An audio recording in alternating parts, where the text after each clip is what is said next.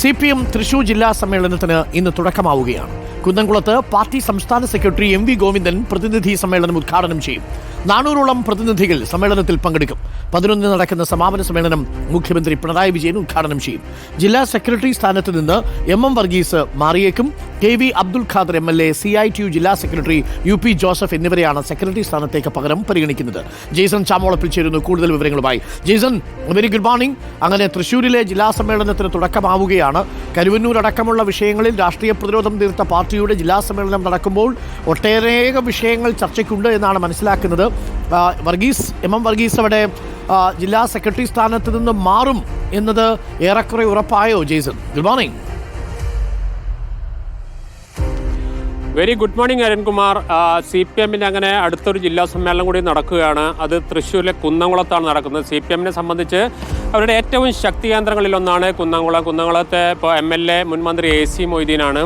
വളരെ വിപുലമായ രീതിയിലുള്ള ഒരുക്കങ്ങളാണ് അവിടെ നടത്തിയിരിക്കുന്നത്. ഏകദേശം 400ഓളം പ്രതിനിധികൾ, 17 ഏരിയ കമ്മിറ്റികളിൽ നിന്ന് 400ഓളം പ്രതിനിധികൾ പങ്കെടുക്കുന്ന സമ്മേളനമാണ്. MV ഗോവിന്ദൻ മാഷാണ് അത് ഉദ്ഘാടനം ചെയ്യുന്നത്.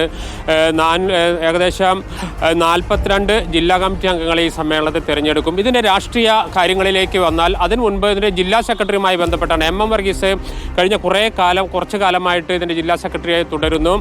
അദ്ദേഹത്തിന് ഈ പാർട്ടിയുടെ നിയമപ്രകാരം 75 വയസ്സ് അടുത്ത വർഷമാണ് തികയുക. അതുകൊണ്ട് തന്നെ അദ്ദേഹം മാറാനുള്ള സാധ്യതയാണ്. കാരണം 3 വർഷം കഴിഞ്ഞ ശേഷമാണ് സമ്മേളനം നടക്കുക. അതുകൊണ്ട് തന്നെ 1 വർഷത്തിന് ശേഷം വീണ്ടും ഒരു ജില്ലാ സെക്രട്ടറിയെ തിരഞ്ഞെടുക്കുക എന്നതിനേക്കാൾ അഭികാമ്യം ഇപ്പോൾ തന്നെ ഒരു മാറ്റം എന്നതാണ് ഇപ്പോൾ ഗൗരവമായി ആലോചിച്ചുകൊണ്ടിരിക്കുന്നത്. ആ സ്ഥാനത്തേക്ക് പരിഗണിക്കുന്നത് നേരത്തെ അരുൺകുമാർ പറഞ്ഞ MLA അല്ല, KV അബ്ദുൽ ഖാദർ മുൻ MLA ആണ്. KV അബ്ദുൽ ഖാദർ ഗുരുവായൂരിൽ നിന്ന് 3 തവണ വിജയിച്ച KV അബ്ദുൽ ഖാദറിനെയാണ് പ്രഥമ പരിഗണന. അതോടൊപ്പം തന്നെ CITU ജില്ലാ സെക്രട്ടറിയും K രാധാകൃഷ്ണയ്ക്ക് മന്ത്രിയായിരിക്കുന്ന K രാധാകൃഷ്ണനേക്കാളും സീനിയറായ UP ജോസഫ് ഉണ്ട്. അദ്ദേഹത്തിന് CITU ജില്ലാ സെക്രട്ടറിനെ അദ്ദേഹത്തെയൊക്കെ പരിഗണിക്കുന്നത്. ഈ 2 പേരാണ് പ്രധാനമായും പരിഗണിക്കുന്നത്. ഇനി രാഷ്ട്രീയത്തിലേക്ക് വന്നാൽ തൃശ്ശൂർ CPM വലിയ രാഷ്ട്രീയ പ്രതിസന്ധിയെ നേരിട്ട ഒരു കാലഘട്ടമായിരുന്നു. കഴിഞ്ഞ കാലങ്ങളിലെല്ലാം തന്നെ എൻഫോഴ്സ്മെന്റ് ഡയറക്ടറേറ്റ് ചോദ്യം ചെയ്യലിന് MM വർഗീസും അതുപോലെ നേതാക്കൾ നിരവധി തവണ പോകേണ്ട ഒരു സാഹചര്യം. ബാങ്ക് അക്കൗണ്ടിൽ ചില ഫ്രീസ് ചെയ്യുന്ന സ്ഥിതി ഉണ്ടായി.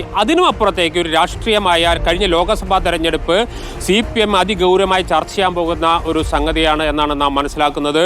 ഈ സംസ്ഥാനത്ത് ഒരു ചരിത്രം സൃഷ്ടിച്ചുകൊണ്ട് BJP വിജയിക്കാനായിട്ട് തൃശ്ശൂരിൽ നിന്നാണ് എന്നതാണ് ഏറ്റവും പ്രധാനപ്പെട്ട കാര്യം. അതുകൊണ്ട് തന്നെ അന്ന് പൂരം കലക്കലുമായി ബന്ധപ്പെട്ടുണ്ടായ പ്രശ്നങ്ങൾ, അതോടൊപ്പം തന്നെ ലോക്സഭാ തെരഞ്ഞെടുപ്പിലേറ്റ കനത്ത പരാജയം, അത് BJP ജയിച്ചെന്നടക്കമുള്ള ഗൗരവമായ രാഷ്ട്രീയം ചർച്ച ചെയ്യപ്പെടേണ്ട ഒരു ജില്ലാ സമ്മേളനമാണ്. കേരളത്തിൽ തന്നെ ഏറ്റവും പ്രധാനപ്പെട്ട ജില്ലാ സമ്മേളനമാണ് തൃശ്ശൂർ.